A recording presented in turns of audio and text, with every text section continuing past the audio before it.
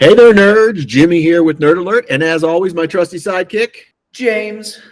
So Brandon recently did a recommendation of comic books that were related to Halloween or emoted out of Halloween or were just kind of creepy. So James and I got together and we're like, dude, we have some suggestions. So we want to offer you guys some of our favorite comic books that are good during the spooky season. James, what's up first? I got to go with the ever classic Alan Moore's Watchmen. It is horrific. And you wouldn't think of it like that until you read it and you just understand how disgusting this world is. It's the perfect perversion of superheroes, and it's so eloquent in its delivery of like situations like rape, murder, death, the political situations, and just all of it adds up to be this truly horrific understanding of what superheroes are. And it's amazing snapshot of the late 70s, early 80s. And you and I have broken this down a lot. The fact that the comedian is the one that knows everything and is basically right is horrific because he's such an amoral character. And it's just like, oh my God, he was right the whole time. That sucks. And it's just, it really goes into this almost whodunit. And as we've discussed several times, I'm a big fan of the movie. Comic book was okay. I know that goes against traditional nerddom. But the squid at the end, just I couldn't in the comic book. The nuclear war that happens in the movie made more sense to me, which is ironic because the TV show was good and they again used the squid. Squid. But the fact that the comedian is the character that knew what was going on and had it predicted was like, damn, that's messed up. Yes, and to then have like Rorschach, the other super amoral character, be the other one to figure it out, is that it's like, this is a fucked up world. No one is perfect. And it's just, it's so weird that you have Rorschach, who is an absolute douchebag, come in and be like the savior. Is like, what the hell? And then you have Dr. Manhattan. It's just like, what pisses me off is so many people are like, he couldn't interfere. It's like, yes, he could. Read Doomsday Clock. He chose not to. He is complacent, and that makes him the worst of the worst, that he has the power to alter things, but he chooses not to. And then but you he have Night did Owl. earlier. That's what's awesome. He did in Vietnam, and look what happened. So exactly, him not using his powers is for the best in many instances. Very much so. I mean, you look at the scene in Vietnam where the comedian kills that woman and he doesn't interfere. That's where you see the first time where he's like, I'm going to become complacent. I just don't care anymore. Yeah. He's on a whole nother plane. So he's not dealing with humanity because he's not a part of humanity theoretically anymore. Yes. And then you have Ozymandias. That entire character is just like the epitome of horrific and disgusting. I mean, he blows up his own goddamn cat to kill Dr. Manhattan. It's like, what the hell, dude? It's just and perfect. One of the greatest lines of any movie, Rorschach in prison, and oh my gosh, I'm not stuck in here with you. You're stuck in here with me. And you're like, oh my God, and then all hell breaks loose. You're like, damn. Oh, damn. Yeah, Rorschach, I mean, again, horrible person, but like so baller. Yeah. Dude does not give a shit. And I know there's a lot of issues with the way he was killed in the movie, but it's like when I read the comic, his end it's not insignificant. His end is symbolic of why the truth cannot be delivered in that way. It has to be delivered by the media. And that his end is the most important of the entire series. You can't, like, so many people are like, it's so understated in the comic book. It's not anything special. It's like, it's literally the fucking crux of the entire thing, that it's like people who know the truth cannot be allowed to live, cannot be allowed to deliver the truth. He was literally invited to join Ozymandias and said, no, I will not. I will stand up for what I believe. And this whole time you're like, is he good or bad? I don't know, because he does some messed up things. And it's like, no, he fights for what he believes in and literally dies for it. And it's like, He knows as just as well as Dr. Manhattan does that he cannot tell the truth. Yeah. And so he accepts his death, even though he wants so badly to deliver the truth. And it's just so brilliant. It really is. And that's where I really very much enjoy the movie. Yes, I've read the trade paperback, and yes, it's entertaining and good. Maybe it's a little too close to home with growing up in the 80s, but yeah, I enjoy the movie, and I know I'm one of the rare. I do enjoy the TV show too, so that was good. My first pick will be a little different in that we're going more of the comedic side. I loved this comic book that came out in the late 90s from Acclaim Comics, then Valiant Comics, and has been rebooted. Quantum and Woody, created by Christopher Priest and MD Bright. I love these characters, and why I'm choosing it for Halloween is, one, because it's funny, but two, you basically have a dude who is super serious, Quantum, about being a superhero, and Woody, who wants nothing to do with it other than the fact that he's got cool powers and he wants to be a celebrity, almost like Booster Gold. And you're like, this is hilarious. So why do these guys team up? Because they have bands that they have to clank together every 24 hours or else they potentially will blow up. So they're step brothers, so to speak, because they're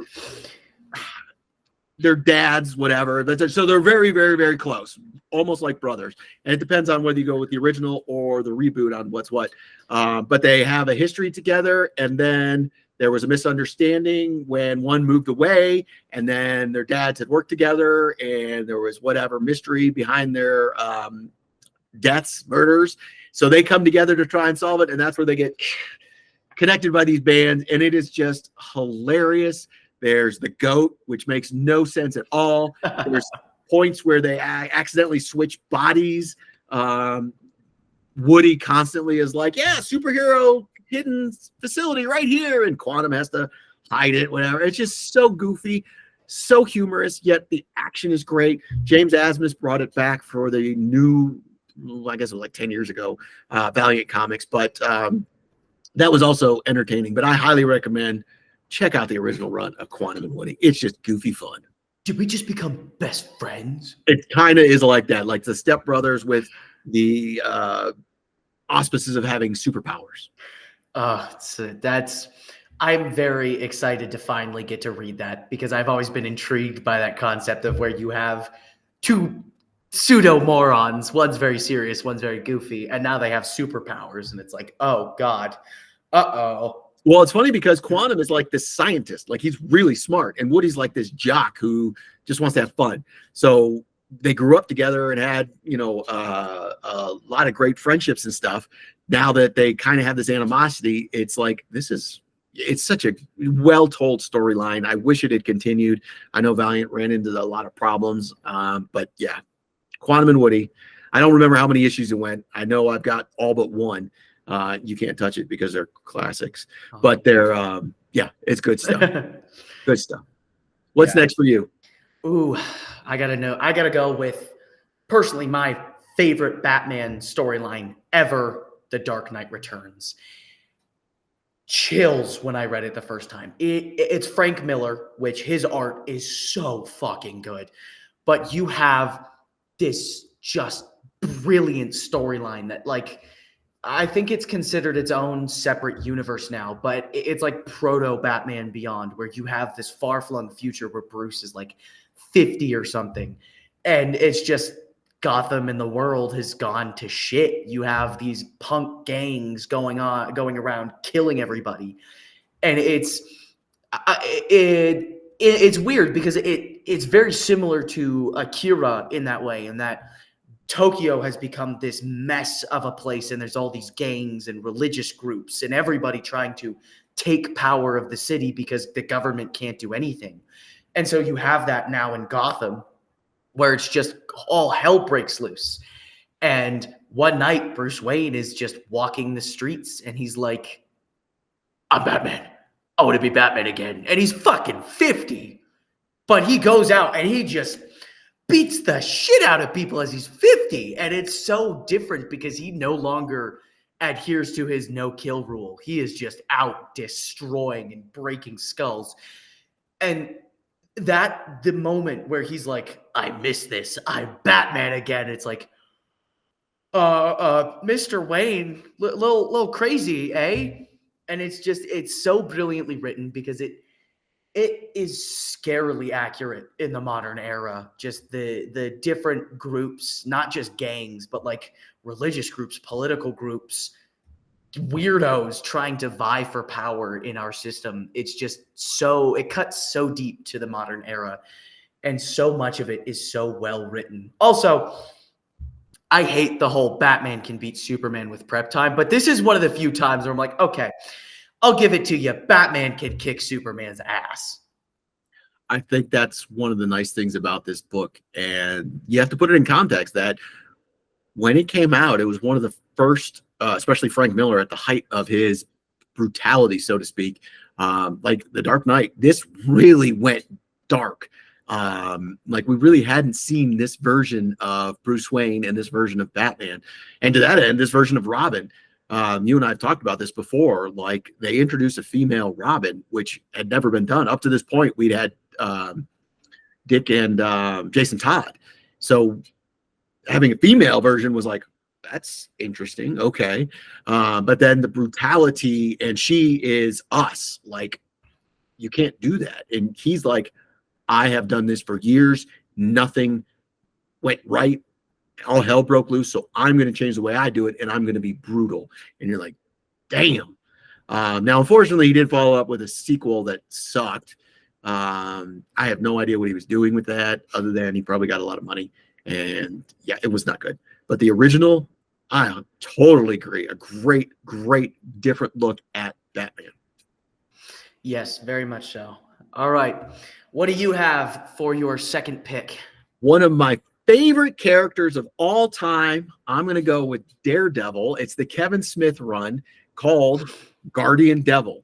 One of the main reasons I chose this was, one, Kevin Smith. I love him as a filmmaker, but when he delved into comic books and wrote really good storylines for comic books, I was fascinated. The other reason why one of the main characters is Mysterio. I think that is the epitome of Halloween, a dude who just likes to dress up and use special effects. So why Theater not? kid. Exactly, the theater kid. And what I really like about the storyline is it uses the faith base of Daredevil and Matt Murdock. And we have a young 15-year-old girl who knows the real identity of Daredevil and hands off her baby to him. And he is just dumbfounded. What do I do with the baby? And then, Mysterio's coming back. And there's just so many great storylines. Karen Page, not knowing what she wants to do, reveals that she has HIV, which again, the timing and all that. It's just a great storyline for Daredevil that I think flies under the radar. We were talking about Frank Miller. Obviously, we have the Elektra storyline. We have even Shadowland. We have all these big crossover events with Daredevil and Bullseye and Elektra. This one, I feel like, just flew under the radar, and it doesn't involve really Kingpin. It's one of more of Spider-Man's villains with Mysterio, but it's so well told, and it just takes Matt Murdock further down the spiral of just madness because of what Mysterio does to him. And it's just a great storyline. I really thoroughly enjoyed it. And again, Kevin Smith, art, Joe Quesada, and Jimmy Palmiotti, just really, really well done, well told. And I think, again, flies under the radar. If you can get this in trade paperback, check it out because it's a worthwhile story.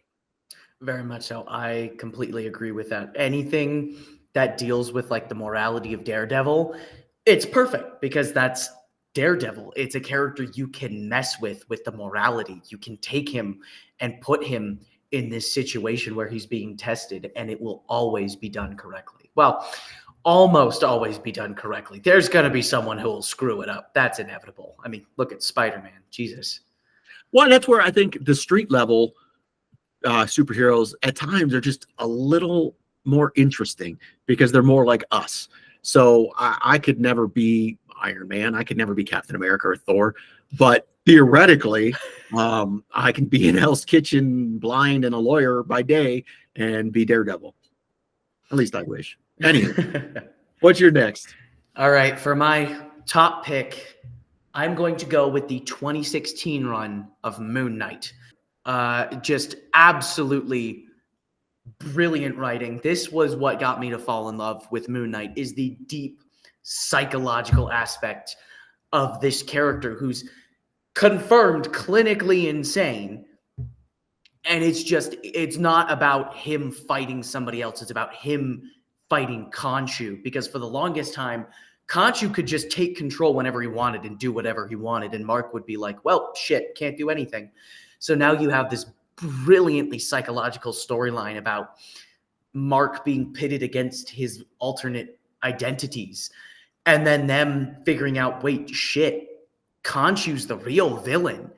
And I love it when Khonshu is made to be the villain, because Khonshu is a dick. Like, whenever you watch anything with Khonshu, you have to immediately recognize he's an asshole.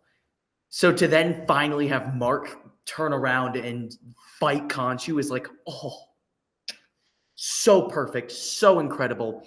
And there's a lot of inherent horror to this storyline, because Mark doesn't know where he is, what he's doing, why he's trapped. So then he's like trying to figure out all of that on top of, who am I? What am I doing? How did I get here? And then that final panel where he crushes Khonshu's skull. It's like, it's just pure brilliance. I love it. And for anybody who was a fan of the show, it's not the exact same, but the show takes a lot from this run. So if you were a fan of the show, you can see like the origin of what the show wanted to be from this run. So it's definitely an amazing read, deeply psychological, and it's Moon Knight. He's my favorite. I love him. I definitely love the idea of Moon Knight. I love the idea of Moon Knight. I love the characters that he is. I know that sounds weird because you don't usually say multiple versions, but he's got multiple personalities. So he's multiple people depending on what time of day. And I love that aspect about Moon Knight. I thought they captured that really well in the origin story to the TV show, trying to show that. And I love how we basically have, I mean, Batman's already broken, but sort of a much more broken psychological Batman in the Marvel universe, and that's Moon Knight. I've always been fascinated with Moon Knight. You're right. That is a great storyline. I dig that one. Good choice. Thank you. All right. What's your top pick? There are a lot, and I'm probably going to have a follow-up video with other ones. But you mentioned Jeff Lemire. I don't know if you know, but I've met him. He's a super awesome writer. I'm going to do a duo, and it was Scott Snyder, who was writing Swamp Thing, and Jeff Lemire, who wrote Animal Man, and they had amazing crossover back when they did the New 52. I get it. People didn't like the New 52, but if you didn't read Swamp Thing and Animal Man and the battle of the green and red, Animal Man was red, Swamp Thing was green. Oh man, it was scary, horrific. The visuals were just out in left field. Like, it was beautiful the way this crossover came together. And those two writers, two of my favorites. Scott Snyder's done amazing things with the New 52 Batman. That would be another honorable mention to me, is the Quarter Owls. But yeah, Jeff Lemire writing Animal Man, and Scott Snyder just taking the horror into Swamp Thing. It was such good writing, such a good crossover. Again, the red and the green fighting the black. It was so good. Black being plague, death, that sort of thing. It was so good. I highly recommend checking that one out. I've always loved like the natural, the nature characters you get, like Man-Thing, Swamp Thing, Animal Man. So those are our recommendations for comic books during the spooky season. Let us know in the comments below what you would recommend. What's your favorite horror comic book?